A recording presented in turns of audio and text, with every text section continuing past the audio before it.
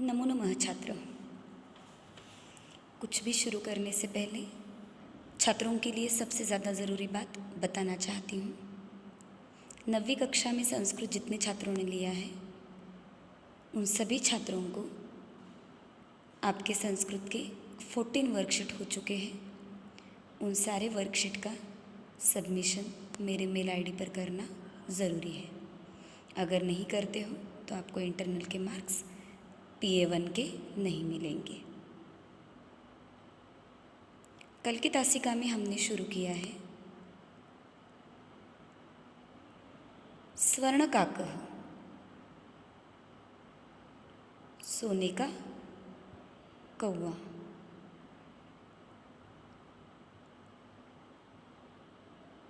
उस पाठ का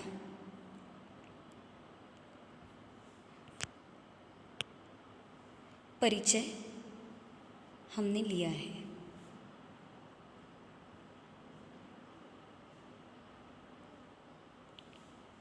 परिचय के वीडियो में जो इंस्ट्रक्शंस दिए हैं उन सारों को फॉलो कर लेसन का नाम लेकर, जो प्रश्न बताए गए हैं इंट्रोडक्शन पार्ट में उन प्रश्नों के उत्तर लिखकर, उसके बाद संस्कृत टू संस्कृत लेसन के शब्दार्थ आपको लिखने हैं। ये सारी बातें मैंने आपको बताई हैं।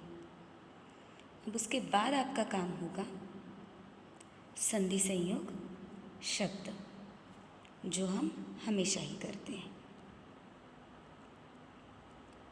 संधि संयोग शब्दों के बाद अभी आज की तासिका में जितने गद्य होंगे उतने ही गद्यों के आधार पर शेमुषी टेक्स्ट बुक द्वितीयः पाठः स्वर्णकाकः पेज नंबर 7 से स्टार्ट हो रहा है।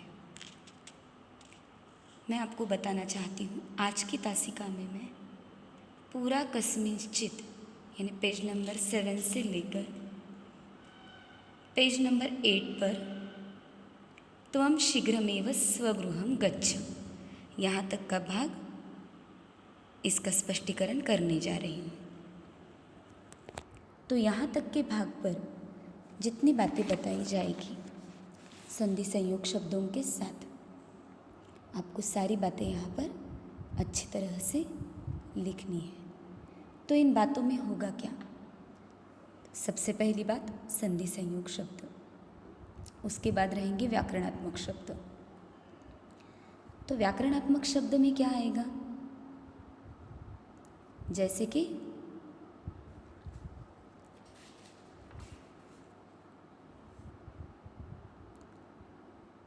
कोई कितने अव्ययवाची शब्द आए हैं, सिर्फ अव्ययवाची शब्द, कॉमा देकर कंटिन्यूअस जितने भी अव्ययवाची शब्द आए हैं उतने लिखने हैं। कर्ता क्रियापद, फिर वैसे ही कर्ता लिख देना या फिर कॉलम बना सकते हो, कर्ता क्रियापद। जैसे पहले सेंटेंस में एका निर्धना वृद्धा स्त्री न्यवसत, वृद्धा यह करता है, वृद्धा स्त्री यह करता है, न्यवसत यह क्रियापद है, तो कर्ता क्रियापद लिखना है। पहला पॉइंट रहेगा अव्ययवाची शब्द, दूसरा कर्ता क्रियापद, तीसरा विशेषण विशेष्य।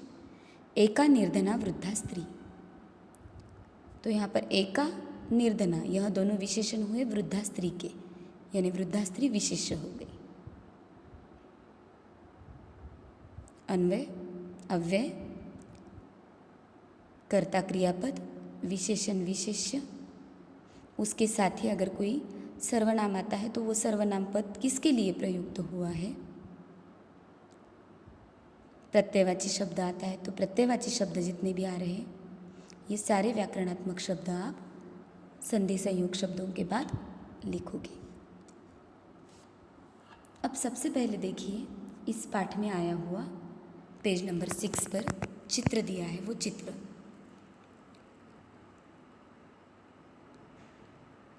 संधि संयोग शब्दों के पहले आप पाठ का वाचन बिना किए इस चित्र का वर्णन करोगे, सिर्फ 5 संस्कृत वाक्यों में। जैसे अत्र, एका, बालिका अस्ति। एकः काकमस्ति। बालिकायाः गृहं दृश्यते। सूर्यः उदयति। वृक्षाः सन्ति। इस तरह से 5 वाक्यों में इस चित्र का वर्णन आप करोगे। अब देखते हैं पाठ। पहले सामान्य वाचन करूँगी, उसके बाद संधि संयोग शब्दों के साथ ध्यान देकर सुनना है। पुरा कस्मिंचित् ग्रामे एका निर्धना वृद्धा स्त्री न्यवसत्। तश्चाच्चैका दुहिता विनम्रा मनोहरा चासीत्। एकदा माता स्थाल्यां तण्डुलान् निक्षिप्य पुत्रीमादिदेश। सूर्यातपे तण्डुलान् खगेभ्यो रक्ष। किञ्चित् कालात् अनन्तरम् एको विचित्रः काकः समुड्डीय तामुपाजगाम। ये सामान्य वाचन, संधि संयोग शब्दों के साथ अर्थ भी बताऊंगी। पूरा कस्मिंचित् ग्रामे एका निर्धना वृद्धा स्त्री न्यवसत्। पहले किसी एक गांव में एक निर्धना, जिसके पास पैसे नहीं है, ऐसी वृद्ध स्त्री न्यवसत रहती थी।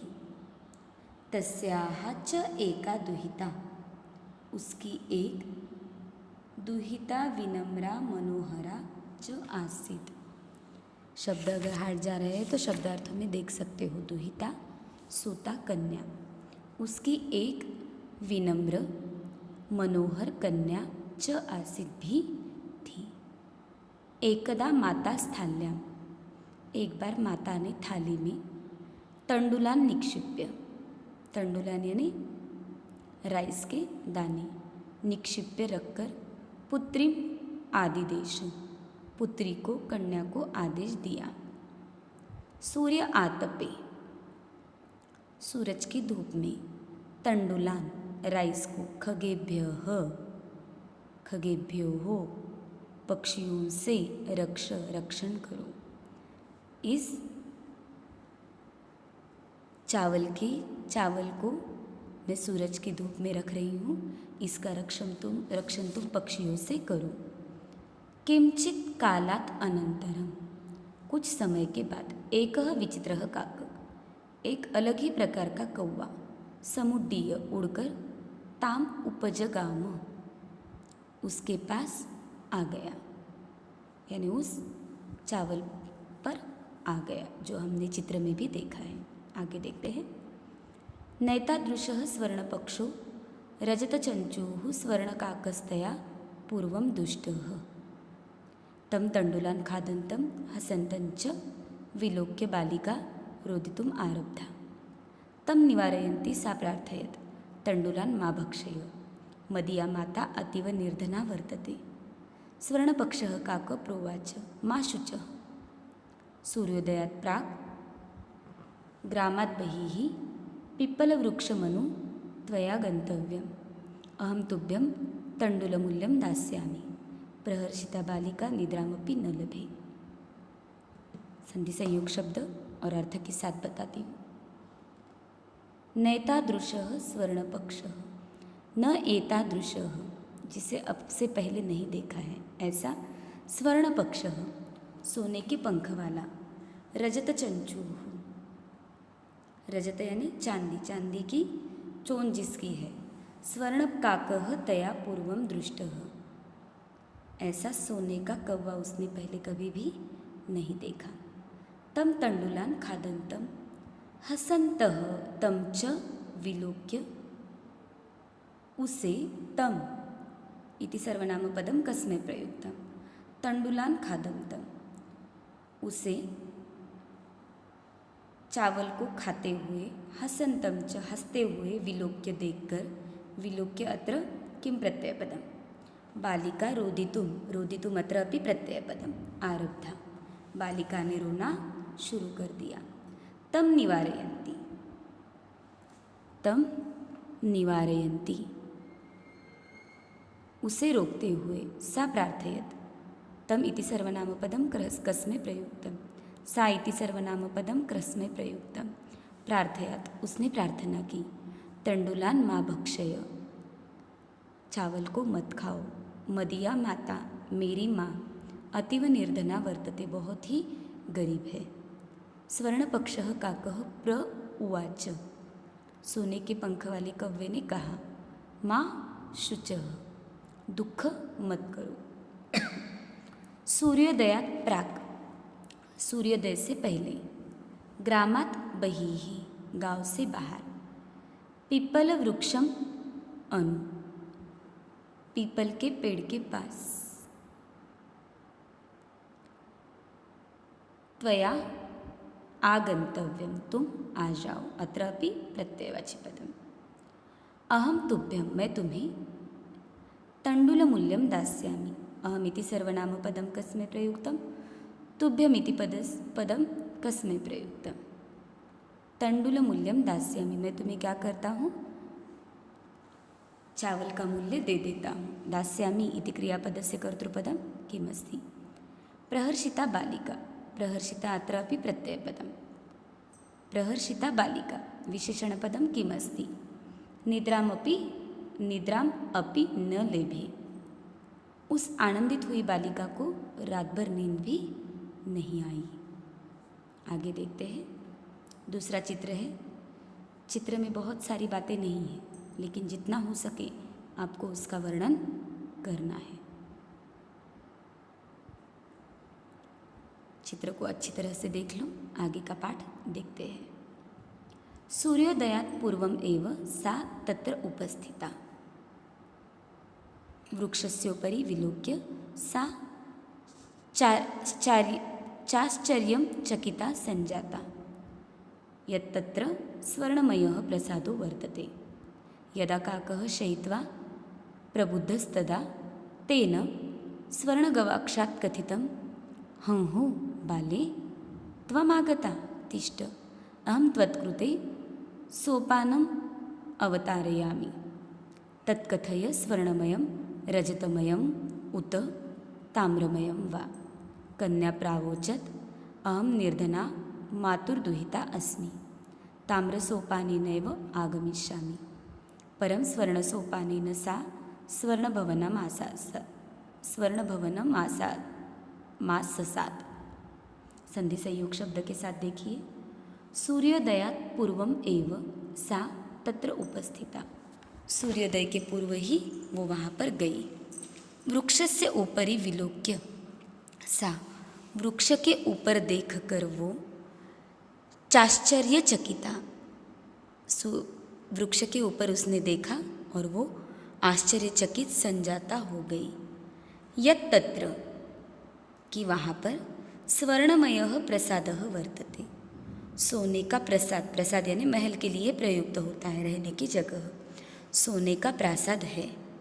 यदा काकः शयित्वा, जब कौवा सोता है, सोकर, प्रबुद्धः तदा, सोकर उठा तब, तेन, उसके द्वारा, स्वर्ण गवाक्षात कथितम, सोने की गवाक्ष यानी खिड़की से बाहर उसने देखा और कहा, हो बाली, अरे बालिका, त्वम आगता, तुम आ गई, तिष्ठ, रुको, अहम त्वत्कृते, मैं तुम्हारे लिए, सोपानम अवतारयामि, सीढ़ी उतारता हूँ, तत्कथय, ऐसा कहकर, तो कहो, तत्कथय, तो कहो, कथय अत्र कह लकारः, स्वर्णमयं रजतमयं उत ताम्रमयं वा, तो तुम सोने की, चांदी की या तांबे की सीढ़ी चाहती हो, कहो। कन्या प्रअवोचत, कन्या ने कहा, अहम निर्धन मातुः दुहिता अस्मि, मैं गरीब माँ की लड़की हूँ। ताम्र सोपानेन एव, तांबे की सीढ़ी से ही मैं आगमिष्यामि, आ जाती हूँ। परम, लेकिन, स्वर्ण सोपानेन, सोने की सीढ़ी से, सा स्वर्ण भवनम आससाद, वो सोने की महल में आ गई। उसने तांबे की सीढ़ियाँ मांगकर भी उस सोने के कौवे ने उसे सोने की सीढ़ियाँ भवन में आने के लिए दे दी। यहाँ तक बहुत सारे सर्वनाम पद आए हैं। सारे सर्वनाम पद किसके लिए प्रयुक्त हुए हैं आपको लिखने हैं। अव्यय पद लिखना है, कर्ता क्रियापद लिखने हैं, विशेषण विशेष्य भी लिखना है। आगे देखते हैं। चिरकालं भवने चित्र विचित्र वस्तूनि संजातानि दृष्ट्वा सा विस्मयं गता। सिंपल रीडिंग कर रही हूँ। शांतां तां विलोक्य काकः प्राह पूर्वं लघु प्रातराशं क्रियतां वद त्वं स्वर्णस्थाल्यां भोजनं करिष्यसि किं वा रजतस्थाल्याम् उत ताम्रस्थाल्यां। बालिका व्याजहार ताम्रस्थाल्याम् एवाहं निर्धना भोजनं करिष्यामि।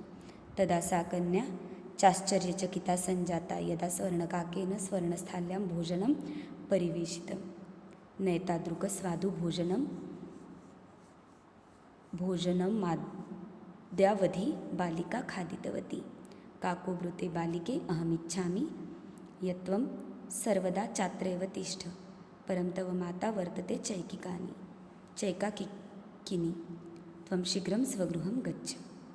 संधि संयोग के साथ विश्लेषण के साथ पढ़ रही हूँ, सुनो। चिरकालं भवने चित्र विचित्र वस्तूनि संजितानि दृष्ट्वा। चिरकाल भवने बहुत देर तक उस भवने उस महल में चित्र विचित्र वस्तूनि संजितानि दृष्ट्वा चित्र विचित्र वस्तुओं के सजाए हुए देखकर सा विस्मयं गता उसे आश्चर्य लगने लगा। शांतां ताम विलोक्य देखकर थकी हुई उसने उसे देखकर काकः प्राह काक ने कव्य ने उसे कहा पूर्वम लघु प्रातराशः क्रियताम पहले क्या करो लघु प्रातराश यानी नाश्ता कर लो, सुबह का नाश्ता कर लो।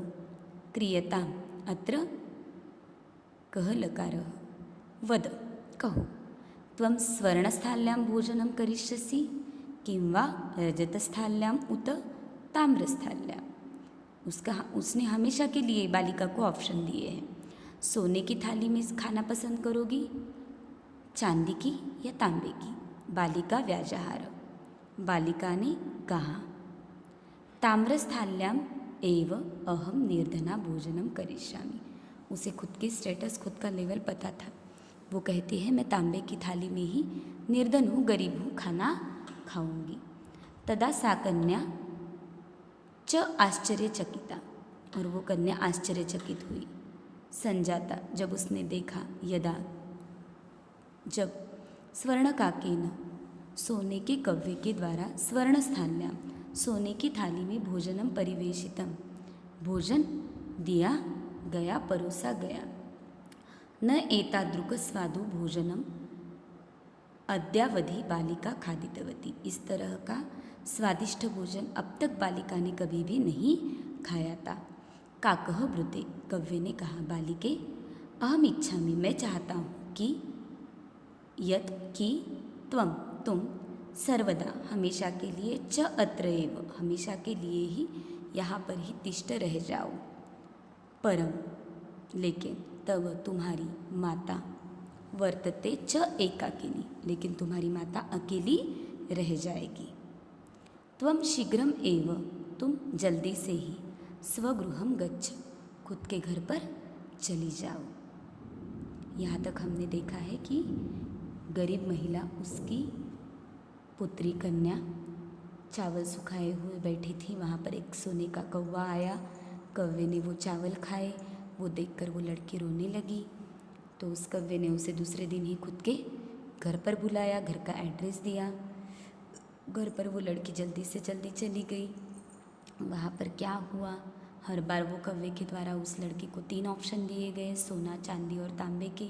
लड़की ने गरीब होने के कारण खुद की कंडीशन का, खुद की परिस्थिति का ध्यान रखकर हमेशा तांबे की ही चॉइस कर हर चीज़ मांगी, लेकिन फिर भी कौवे ने उसे सोने की चीज़ों में ही सारी बातें दी और घर पर जाने के लिए बताया। यहाँ तक की कथा हमने देखी है। आगे की कथा देखते हैं कल की तासिका में। लेसन अच्छी तरह से रीड करने हैं, सारे इंस्ट्रक्शंस फॉलो करने हैं, सारी बातें नोटबुक में लिखनी है। तब तक के लिए